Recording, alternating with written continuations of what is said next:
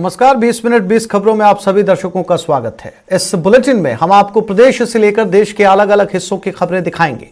साथ ही आपको यह भी बताएंगे कि दुनिया भर में क्या कुछ चल रहा है। तो चलिए शुरू करते हैं 20 मिनट में 20 खबरों का सिलसिला। सबसे पहले खबर अपने प्रदेश राजस्थान की। 6 फरवरी से भारत और वेस्टइंडीज के बीच 3 मैचों की वनडे सीरीज का आगाज होने जा रहा है। वनडे सीरीज के बाद 3 मैचों की T20 सीरीज भी खेली जाएगी। वेस्टइंडीज के खिलाफ 3 मैचों की वनडे और T20 सीरीज के लिए टीम इंडिया का ऐलान हो चुका है। टीम इंडिया में पहली बार युवा लेग स्पिनर रवि बिश्नोई को मौका मिला है। रवि बिश्नोई IPL में अपनी खतरनाक गेंदबाजी का जलवा दिखा चुके हैं। Ravi Bishnoi Indian Premier League की खोज हैं। रवि ने अपनी टीम की तरफ से बहुत अच्छा प्रदर्शन किया है। रवि अगले IPL सीजन में नई फ्रेंचाइजी लखनऊ सुपर जायंट्स की तरफ से खेलेंगे। बिश्नोई को दोनों टीम में चुना गया है। वेस्टइंडीज के खिलाफ पहले 3 वनडे मैच 6, 9 और 11 फरवरी को, जबकि T20 मैच 16, 18 और 20 फरवरी को खेले जाएंगे। कोविड प्रोटोकॉल के कारण ये सीरीज सिर्फ 2 शहरों में खेली जाएगी। जोधपुर के रवि बिश्नोई लेग स्पिनर हैं और अंडर-19 क्रिकेट से सुर्खियां बटोरते हुए IPL में धमाकेदार प्रदर्शन किया है। IPL के 2 ही सीजन में रवि ने साबित कर दिया कि वो भारत के स्पिन भविष्य का दारोमदार संभालने का मादा रखते हैं। धौलपुर से हनी ट्रैप का मामला सामने आया है। पुलिस ने मिली जानकारी के मुताबिक जगदम्बा कॉलोनी का रहने वाला 55 वर्षीय अधेड़ मुरारीलाल 15 जनवरी को घंटाघर रोड से होकर अपने घर जा रहा था। तभी रास्ते में मिली एक महिला ने उसे रोककर पुरानी जान पहचान का हवाला देकर 2000 रुपए मांगे। व्यापारी ने महिला को पैसे दे दिए। पैसे देने के बाद दोनों ने अपने मोबाइल नंबर एक्सचेंज कर लिए। 18 जनवरी को महिला ने अधेड़ को पैसे लौटाने के लिए अपने घर बुलाया। इसी दौरान मकान मालिक घर में घुस गया और महिला और व्यापारी को आपत्तिजनक हालत में देख लिया। आपत्तिजनक हालत में देखने के बाद मकान मालिक ने व्यापारी से 4 लाख रुपए की मांग की और न देने पर दुष्कर्म के मामले में फंसाने की धमकी दी। घटना से घबराए व्यापारी ने 2 लाख रुपए में सौदा तय कर लिया। पीड़ित ने 2 किस्तों में 1.5 लाख रुपए आरोपी को दे दिए, लेकिन पैसे देने के बाद भी आरोपी व्यापारी पर दबाव बनाता रहा, जिसके बाद पीड़ित ने कोतवाली थाने में शिकायत की और जाँच के बाद पुलिस ने आरोपी को दबोच लिया।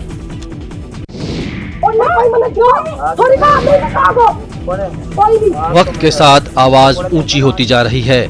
महिलाएं हमलावर हैं और जीप में सवार शख्स की घिघी बनती जा रही है। कुछ ही देर में और महिलाएं भी वहां पहुंच जाती हैं। इससे आगे की कहानी तस्वीरें बयां कर रही हैं। वायरल वीडियो झुंझुनू के उदयपुर वाटी का बताया जा रहा है, जहां खो गांव में 2 युवकों और महिलाओं के बीच लकड़ी काटने को लेकर जमकर विवाद हो गया। इस विवाद के दौरान हुई कहासुनी का वीडियो अब सोशल मीडिया पर वायरल हो रहा है। वीडियो में देखा जा सकता है कि गाड़ी में सवार युवकों ने महिला को लकड़ी काटने से टोका तो बहस बढ़ गई और देखते ही देखते आसपास लकड़ी काट रही दूसरी महिलाएं भी वहां आ पहुंची। विवाद इतना बढ़ा कि महिलाएं बात बात में लकड़ी काटने का औजार लहराने लगीं। वीडियो झुंझुनू के उदयपुर वाटी विधानसभा के खो गांव का बताया जा रहा है। न्यूज़ 18 राजस्थान इस वायरल वीडियो की पुष्टि नहीं करता है। करौली में साड़ी पर आई लव यू प्रिंट करके बेचना कारोबारियों को महंगा पड़ गया। विरोध में उतरे मीणा समाज का कहना है कि कारोबारियों ने अपने मुनाफे के लिए संस्कृति के साथ खिलवाड़ किया है। टोडा भीम कस्बे की दुकानों पर आई लव यू लिखी हुई साड़ी बिकने के विरोध में मीणा समाज के युवाओं ने हंगामा किया।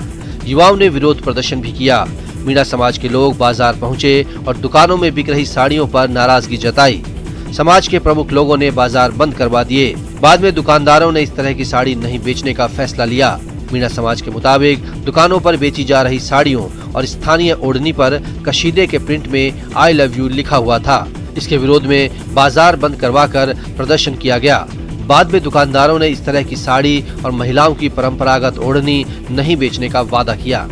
यदि और सामाजिक संगठनों के लोग भी मौजूद रहे तो व्यापारियों ने भी कहा है कि हम इस पर सभी ने व्यापारियों ने फैसला यह लिया है कि इसको मार्केट से बिल्कुल बैन किया गया है और आज के बाद मार्केट में आई लव यू नाम से कोई लुगड़ी नहीं बिकेगी और व्यापारियों ने इसको लेकर खेद भी जताया। मरुधरा में तीसरी लहर कहर बरपा रही है। प्रदेश में एक्टिव केसेस की संख्या 94,000 के पार हो गई है। एक ओर जहां कोरोना वायरस के संक्रमण की रफ्तार बढ़ रही है, वहीं दूसरी तरफ लोगों की लापरवाही में कोई कमी नहीं आ रही। परेशान करने वाली ये तस्वीरें श्रीगंगानगर से आई हैं, जहां पिछले 48 घंटों में ही 1300 से ज्यादा मामले सामने आए हैं और कोरोना एक्टिव केसेस की संख्या बढ़कर 3000 पहुंच गई है। ग्रामीण क्षेत्रों में कोरोना गाइडलाइंस का सख्ती से पालन नहीं हो रहा है। राज्य सरकार की रियायत दिए जाने के कारण कोरोना संक्रमितों की संख्या में लगातार इजाफा हो रहा है, तो वहीं शहरी क्षेत्रों में लोग कोरोना प्रोटोकॉल की पालना से कतरा रहे हैं। तो लेने वालों की संख्या लगभग 98% के आंकड़े को छू चुकी है और जल्द ही 100% वैक्सीनेशन भी कर दिया जाएगा। लेकिन इस बीच अभी भी हमें कोरोना को लेकर कोरोना अप्रोप्रिएट बिहेवियर की पालना को लेकर थोड़ा सा सजग रहना होगा, सतर्क रहना होगा, ताकि वैश्विक महामारी कोरोना वायरस के संक्रमण के प्रभाव से बचा जा सके। अशोक शर्मा, न्यूज़ 18, श्रीगंगानगर। भारत का संविधान भारत का सर्वोच्च विधान है। ये अपने आप में कई विशेषताओं को समेटे हुए है। इसकी विशेषताएं ही है जो हर भारतीय को इसके प्रति उत्तरदायी बनाती हैं। संविधान की विशेषताओं से प्रभावित होकर जोधपुर में एक शख्स ने अपने मकान का नाम ही संविधान रख दिया है। जितने विविधता वाला देश भारत है, जितने वर्ग, जितने संप्रदाय, जाति के लोग भारत में रहते हैं, उन सब लोगों की भावनाओं को, उन सब लोगों की आकांक्षाओं को समेटता है भारत का संविधान। इस वजह से दुनिया का सबसे खूबसूरत संविधान या खूबसूरत दस्तावेज भारत का संविधान को कहा जाए तो मुझे लगता है कोई किसी प्रकार की कोई अतिशयोक्ति नहीं है। पेशे से प्राध्यापक डॉक्टर दिनेश गहलोत इसे भारतीयता की मूल आत्मा मानते हैं। डॉक्टर दिनेश ने घर में एक लाइब्रेरी भी बनाई है जिसमें संविधान से जुड़े कई दस्तावेज सहेजे गए हैं। इसके साथ ही साथ आने वाली नवी पीढ़ी के लिए भी यह एक संदेश भी है और साथ ही साथ प्रेरणा स्रोत भी कि संविधान वास्तव में सर्वोपरि है। रंजन दवे, न्यूज़ 18 राजस्थान, जोधपुर।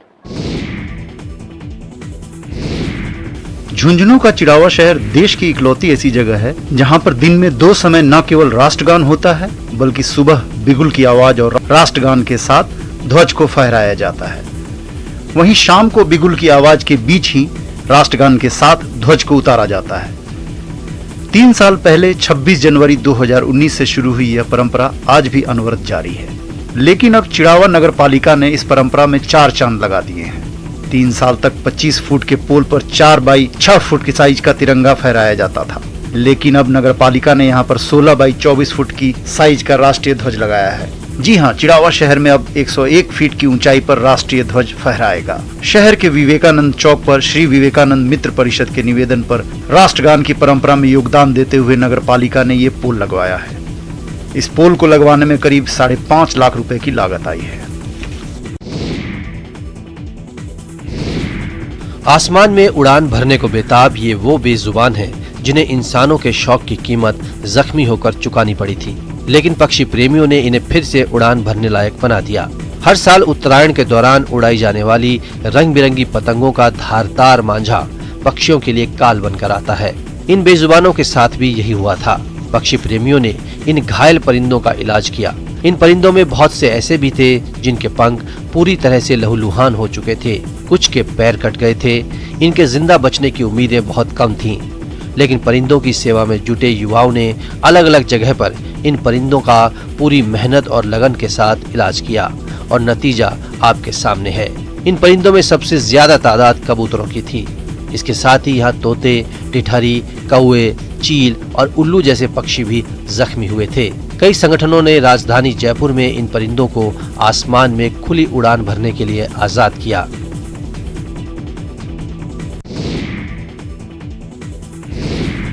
लंबी चोंच और बड़े गले की थैली वाला 15 किलो वजनी पक्षी, जिसे रोजी पेलिकन या फिर देसी भाषा में हवासील कहा जाता है, इन दिनों सैलानियों के आकर्षण का केंद्र बना हुआ है। तस्वीरें जयपुर के मानसागर झील की हैं, जहां रोजी पेलिकन पक्षियों का एक बड़ा झुंड पहुंचा है। सर्दियों में अक्सर मानसागर झील पर 80 से ज्यादा प्रजातियों के प्रवासी पक्षी आते हैं, लेकिन पहली बार रोजी पेलिकन पक्षियों का हजारों का झुंड मानसागर पहुंचा है।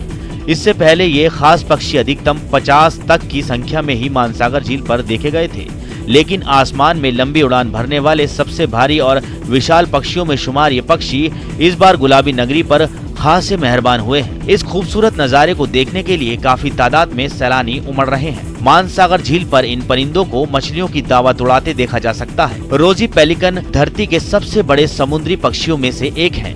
इनमें एक लंबी चोंच और एक बड़े गले की थैली होती है। जिनकी सहायता से ये अपनी चोंच की थैली में पर्याप्त पानी और भोजन रख सकते हैं। पेलिकन लगातार तटीय जल पर मछलियां पकड़ते हैं। वे पानी की सतह पर उड़कर अपनी विशेष चोंच को पानी से टकराकर अपना शिकार पकड़ते हैं। कोरोना की बढ़ती तीसरी लहर को देखते हुए चित्तौड़गढ़ सेवा संस्थान ने क्रिटिकल केयर एम्बुलेंस की शुरुआत की है।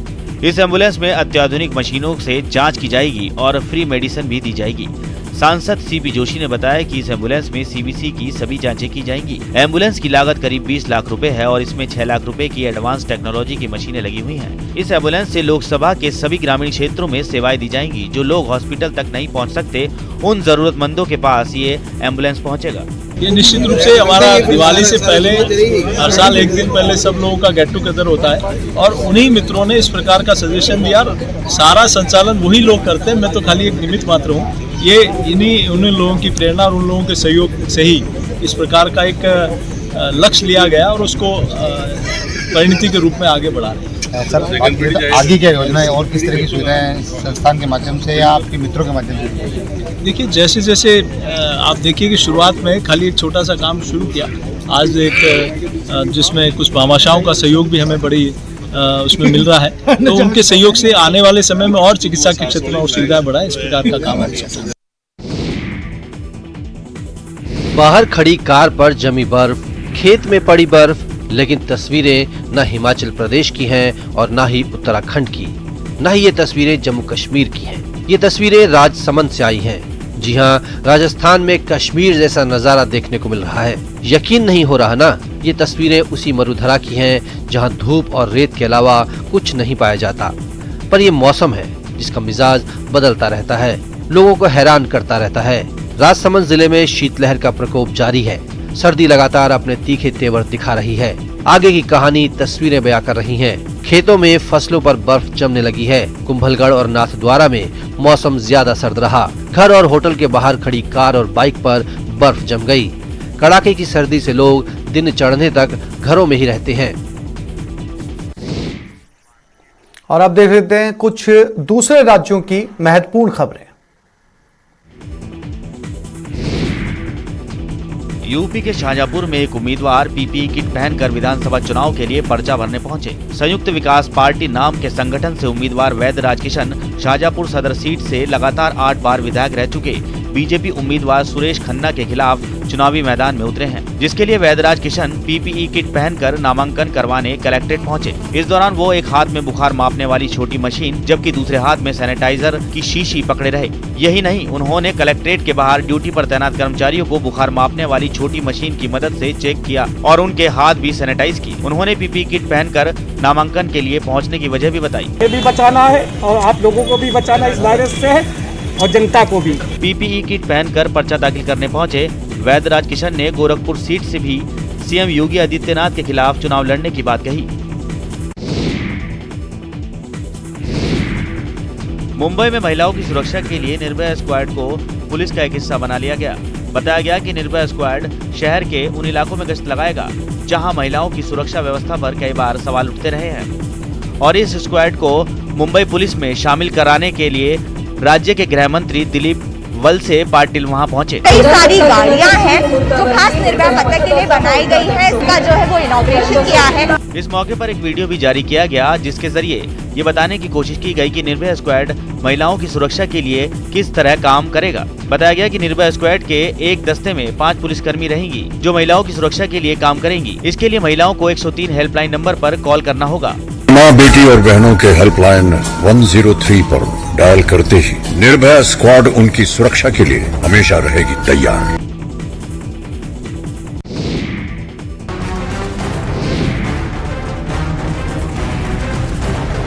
ऑनलाइन शॉपिंग प्लेटफॉर्म अमेजॉन पर राष्ट्रीय ध्वज के अपमान के मामले में भोपाल क्राइम ब्रांच ने सेलर के खिलाफ मामला दर्ज कर लिया है। गृह मंत्री के निर्देश के बाद डीजीपी ने एफआईआर दर्ज करने के निर्देश दिए थे। भोपाल क्राइम ब्रांच मामले की जांच कर रही है। गृह मंत्री नरोत्तम मिश्रा ने अमेजॉन के विज्ञापन में तिरंगे के उपयोग पर आपत्ति जताई थी और राष्ट्रीय ध्वज का अपमान बर्दाश्त नहीं किए जाने की बात कही थी। डीजीपी को मामले की जांच के बाद एफआईआर दर्ज करने के निर्देश दिए गए थे। पुलिस से की गई शिकायत में अमेजॉन की सेल के दौरान जूतों पर तिरंगा लगाने की बात कही गई थी। इसके पहले भी ऑनलाइन शॉपिंग प्लेटफॉर्म पर गांजे की तस्करी का मामला सामने आया था। इस मामले में भी पुलिस ने कार्रवाई की थी। झारखंड में सर्दी ने लोगों की परेशानी बढ़ा दी है। सर्द हवाओं के कारण तापमान के गिरने से लोगों का जनजीवन प्रभावित हुआ है। ठंड के बढ़ने से लोग नहीं बल्कि पशु पक्षी भी परेशान हैं। रांची के कटरू चौक पर सुबह ठंड के कारण कबूतर नीचे गिर गया। ठंड से परेशान कबूतर को देखकर वहां अलाव ताप रहे लोगों ने कबूतर को उठाया और अलाव के सहारे कबूतर को गर्मी दी, जिससे कबूतर की जान में जान आई। ठंड के कहर से सबसे अधिक परेशानी गरीब और दिहाड़ी मजदूरों को हो रही है।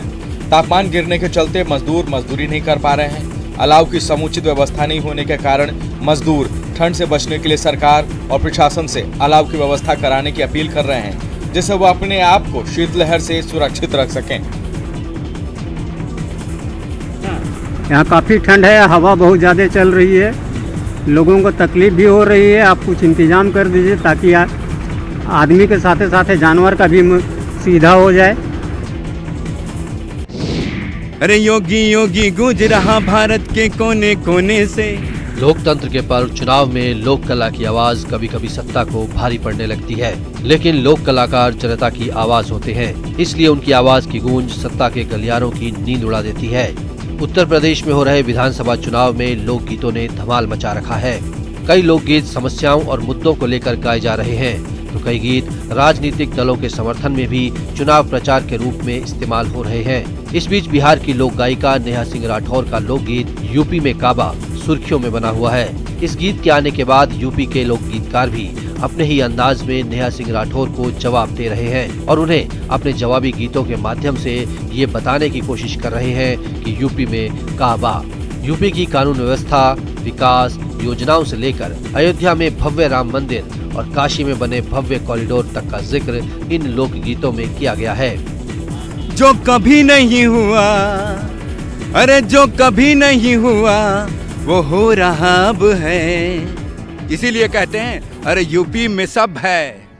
हाँ जी, यूपी में सब है, आया राम राज है।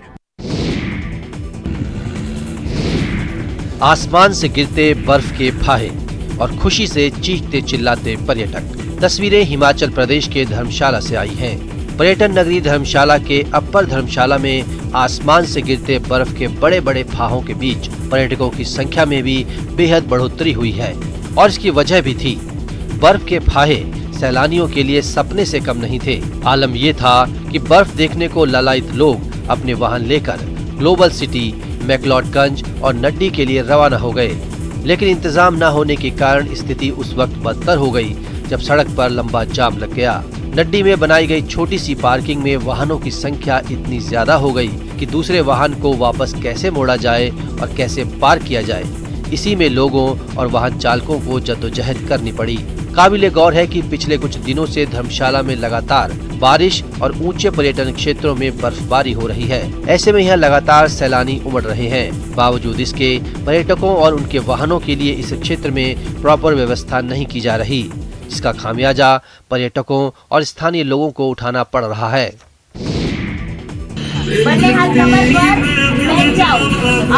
फिटनेस सिर्फ एक शब्द नहीं बल्कि स्वस्थ और समृद्ध जीवन का आधार है। विश्व स्वास्थ्य संगठन के अनुसार स्वास्थ्य सिर्फ बीमारी या शारीरिक कमजोरी का ना होना ही नहीं है, बल्कि एक पूर्ण शारीरिक, मानसिक और सामाजिक खुशहाली की मनोस्थिति है। स्वस्थ लोग रोजमर्रा की गतिविधियों से निपटने के लिए और किसी भी परिवेश के मुताबिक खुद को ढालने के लिए तैयार रखते हैं। तस्वीरें इसकी तस्दीक करती हैं। गणतंत्र दिवस के मौके पर गुजरात के सूरत में भी सहयोग फिटनेस सेंटर ने फिट इंडिया कार्यक्रम का आयोजन किया। इस मौके पर सेंटर की फिजियोथेरेपिस्ट डॉक्टर आफरीन जसानी ने बताया कि हमने और हमारी सहयोगी टीम ने कई तरह की एक्सरसाइज की है। हम कार्यक्रम के जरिए फिट इंडिया का संदेश दे रहे हैं। वर्तमान समय में कोविड ने जिस तरह लोगों को तनाव और परेशानी में डाला है, उसे देखते हुए फिटनेस का महत्व अब और भी बढ़ गया है। अगर फीमेल्स फिट रहेगी तो हमारा फैमिली फिट रहेगा, फैमिली अगर फिट रहेगा तो इंडिया फिट रहेगा। So pain free India, fit India and healthy India. कि आजकल की जो फीमेल है वो अपने घर से थोड़ी बाहर निकले, खुद के लिए थोड़ा जिए, फैमिली को हेल्दी रखे और खुद भी हेल्दी रहिए। Fit India, pen free India. जय हिंद।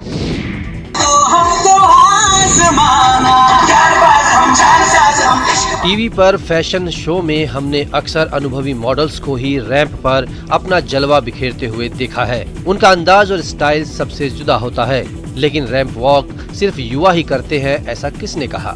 क्यूट बच्चे भी रैंप वॉक में पीछे नहीं हैं। जब वो रैंप वॉक के लिए स्टेज पर आते हैं तो लोगों की निगाहें उन्हीं पर ठिठक जाती हैं।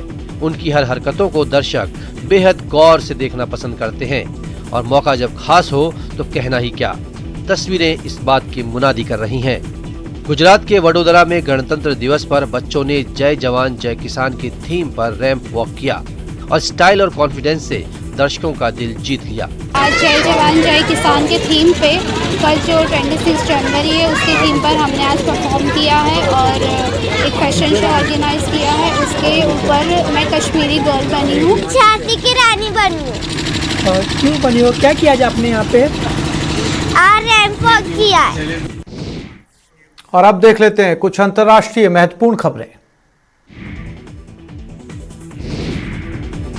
उड़ने वाली कार बाजार में लॉन्च होने के और करीब पहुंच गई, क्योंकि यूरोप के देश स्लोवाकिया की ट्रांसपोर्ट अथॉरिटी की ओर से इस एयर कार को हवा में उड़ने लायक होने का सर्टिफिकेट मिल गया, जिसने एक बार फिर कामयाब उड़ान भरकर अपनी काबिलियत को साबित किया। वहां से आई तस्वीर में ये कार आसमान में उड़ती नजर आई। कार को उड़ता देख ऐसा लगा जैसे कोई छोटा विमान उड़ान भर रहा हो। इससे पहले भी इस कार का वहां कई बार परीक्षण किया गया। आखिरकार 70 घंटे से ज्यादा की उड़ान के दौरान 200 बार सफल टेक ऑफ और लैंडिंग के बाद इस कार को उड़ने लायक होने का सर्टिफिकेट मिल गया है।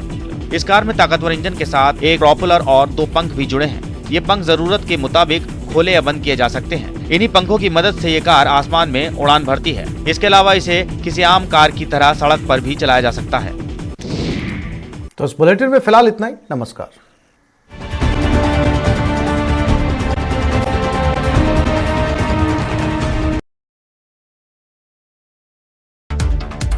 सीएम चन्नी और सिद्धू के साथ